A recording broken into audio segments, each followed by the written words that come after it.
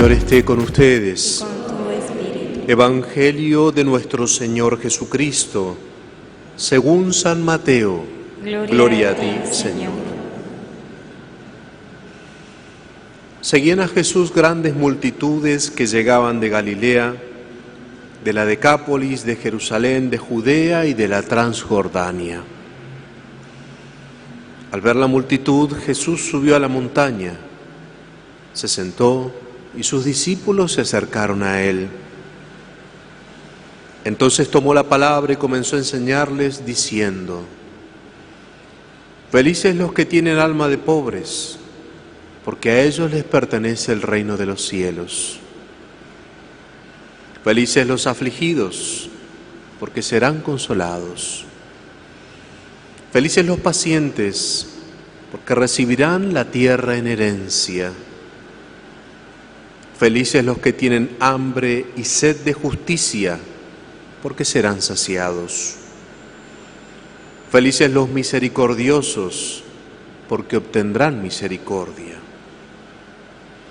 Felices los que tienen el corazón puro, porque verán a Dios.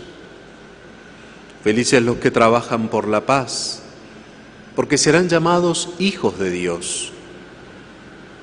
Felices los que son perseguidos por practicar la justicia, porque a ellos les pertenece el reino de los cielos. Felices ustedes cuando sean insultados y perseguidos, cuando se los calumnie en toda forma a causa de mí. Alégrense y regocíjense entonces, porque ustedes tendrán una gran recompensa en el cielo. De la misma manera persiguieron a los profetas que los precedieron. Palabra del Señor. Gloria a ti, Señor Jesús. Palabra del Evangelio por nuestros pecados.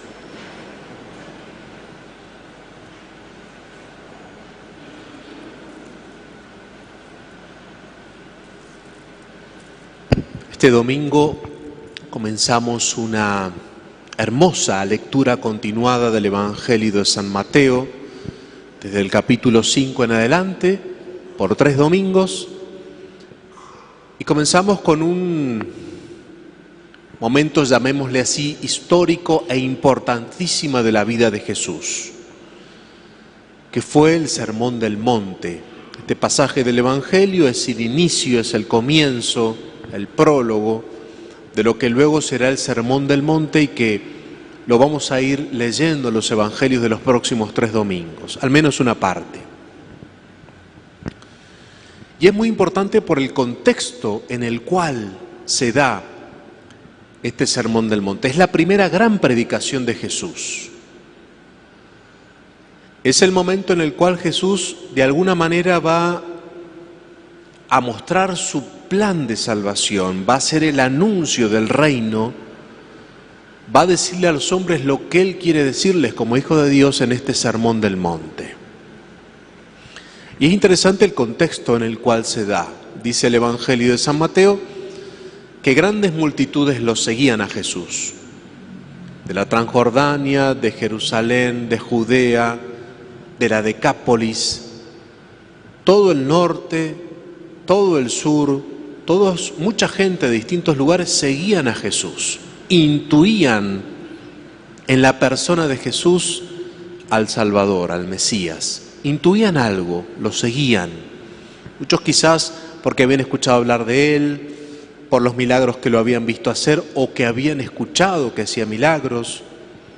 Otros por la personalidad que tenía Jesús y que atraía a muchas personas. Pero el gran anuncio lo va a hacer Jesús justamente en este Sermón del Monte. Lo sigue una gran multitud y dice San Mateo que se dirige con sus discípulos a un monte, se pone en un lugar un poquito más elevado. Yo todavía no he tenido la gracia de ir ahí a Tierra Santa y conocer ese monte, ¿no? Hay una iglesia allí, la iglesia del monte, del Sermón del Monte. Ya iré en algún momento si Dios quiere. En ese lugar elevado, Jesús se sienta y comienza su predicación. Y acá hay como un entroncar de Jesús con el Antiguo Testamento. Ustedes se acuerdan que las grandes manifestaciones de Dios se habían dado en los montes. De hecho, Moisés sube al monte donde Dios le da las tablas de la ley, donde habla con Dios, Moisés habla con Dios, donde hace la alianza con Dios. Luego más adelante lo vamos a ver al profeta Elías también, que sube y que va hasta el monte Carmelo, ¿no? Donde allí también tiene una aparición de Dios. Es decir, Dios habla en el monte. Esto que se había dado en el Antiguo Testamento vuelve y se hace ahora presente. Aquello que era como una sombra ahora se hace realidad. Es Dios, es Jesús, es el Hijo de Dios el que está hablando a los hombres. Y por eso dice que subió a ese monte y allí se sentó. Se sentó como maestro. En la antigüedad los maestros, los rabí, para enseñar se sentaban. Eso lo hemos tomado en la Iglesia Católica y actualmente, por ejemplo, los obispos, muchas veces se les indica que para predicar tomen asiento y hablen sentados, ¿no? Porque son los maestros, porque son los que tienen la autoridad para hablar en nombre de Dios. Jesús como maestro entonces va a comenzar a hablar en nombre de Dios. Y dice el texto, sus discípulos estaban con él. Aquí había una cuestión también práctica. En la época de Jesús, ustedes imagínense, no sé, acá cuántos seremos, 150, 200 personas. Ustedes me escuchan porque están los parlantes. En la época de Jesús había quizás 4.000, 5.000 personas, como fue en la multiplicación de los panes. ¿Y cómo hacían los que estaban al final para escuchar? Bueno, los discípulos eran los que de alguna manera retransmitían. Entonces sus discípulos se ponían a cierta distancia, una distancia prudencial, donde ellos escuchaban lo que decían Jesús y ellos repetían a la gente para que la gente que estaba allí parada o sentada pudiera escuchar el mensaje de Jesús. Por eso dice, subió al monte, se sentó y estaba con sus discípulos. Y va a comenzar esta gran predicación, esta hermosa predicación, que tiene una particularidad. La particularidad de esta predicación es absolutamente inédita. Nunca nadie había hablado de este modo. Y es que su predicación, la predicación de Jesús, no empieza mandándonos qué tenemos que hacer, sino empieza justamente diciéndonos qué es lo que Él viene a traer. Por eso cada una de las bienaventuranzas es felices, bienaventurados. Y porque el camino que Jesús nos viene a enseñar es un camino de felicidad y de bienaventuranza. La vida cristiana es así. Ojo con esto. Yo creo que este es el detalle o el mensaje más importante que tenemos que llevarnos, porque vieron que a veces uno, queriendo, sin querer, piensa que ser cristiano es cumplir ciertas cosas. Van a ir a misa los domingos, cumplir los mandamientos. Y ser cristiano no es eso. Ser cristiano es seguir un camino de felicidad. La gran predicación de Jesús comienza así: felices los pobres de espíritu, porque de ellos es el reino de los cielos. Y ese camino de felicidad que Jesús propone no es solamente un camino donde la felicidad va a estar al final. Sí, va a estar al final. Todos esperamos la vida eterna, pero también ya aquí en la tierra, cuando nosotros vivimos en plenitud nuestra vida cristiana, hay un camino de felicidad. Una felicidad que quizás es distinta de la que nosotros habitualmente esperamos, porque es una felicidad que es compatible con sufrir, con llorar, con padecer. De hecho, las primeras 3 bienaventuranzas hablan de eso, ¿no? De llorar, de sufrir, de padecer. Y sin embargo, cuando un cristiano ha entendido el camino que Jesús le propone, ese camino es un camino de felicidad ya aquí en la tierra. Será, por supuesto, para siempre, cuando pasemos de este mundo a la vida eterna. Pero ya aquí en la tierra nosotros podemos ser felices y vivimos en plenitud este mensaje y esta propuesta que Jesús nos hace. Jesús entonces da su primera gran predicación y su mensaje es directo a nuestro corazón, porque es en nuestro corazón donde el mismo Dios ha puesto el anhelo de felicidad. Todos queremos ser felices.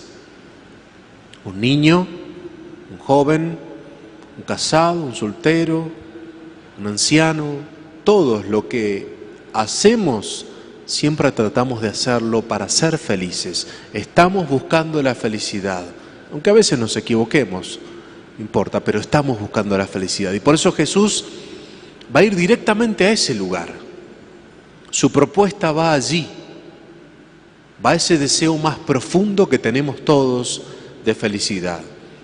Felices los pobres de espíritu, dice, porque de ustedes es el reino de los cielos. Felices los pacientes, felices los misericordiosos, los que trabajan por la paz, etc.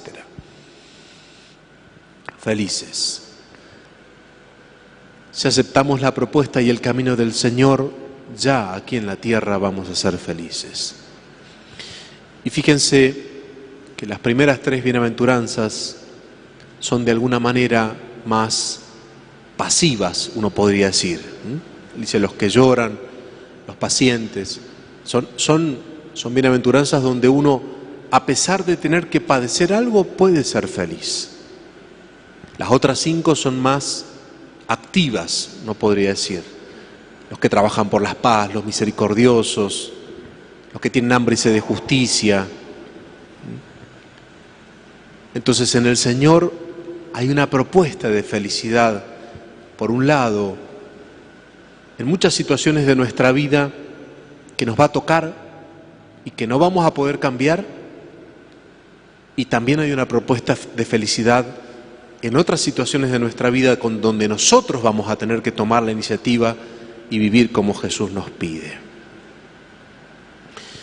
Los invito entonces a que nos sorprendamos de que el mensaje de Cristo no es un mensaje de cosas para hacer, sino es un mensaje donde el Señor nos invita a caminar por un camino de felicidad.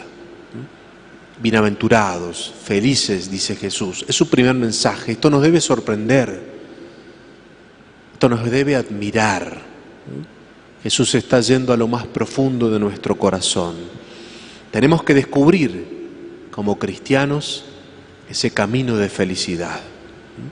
Dios no es un Dios que quiere que simplemente hagamos algunas cosas, cumplamos con otras.